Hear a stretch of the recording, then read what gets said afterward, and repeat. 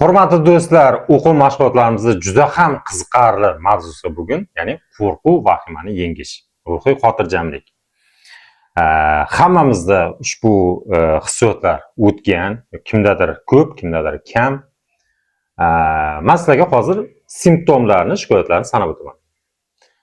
Doim qo'rquv, vahima hissiyoti, ya'ni men o'lib qolamanmi, infarkt bo'lamanmi, insult bo'lamanmi, hushdan ketamanmi? Nima uchun meni yuragim bunaqa bo'lyapti? Nima uchun meni terim bunaqa holatga keldi? Nima uchun yuragim tez uryapti? Mana naslimda shunaqa kasallik bor, menda ham bo'lishi mumkin-ku degan o'y-xayollar doim bor. Xuddi tomog'ingizda nimadir tiqilganday bo'ladi. Hansirash, charchash, holsizlik, ertalab turgingiz kelmaydi joyingizdan. Bosh aylanishi, yuragingiz tez urishi.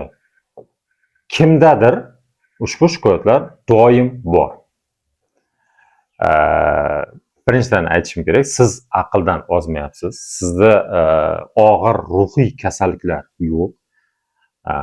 Sizda qo'rquv, vahima juda ham kuchli.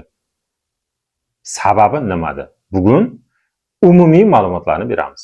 Keyingi darslarimizda aynan miyani har bir qismini, qaysi vaziyatga javob beradigan qismlarni to'liq tushunib o'tamiz va qanday kurashish yo'llarini, qanday bu og'ir holatlardan chiqish yo'llarini aytib o'tamiz. Bugun umumiy ma'lumotlar.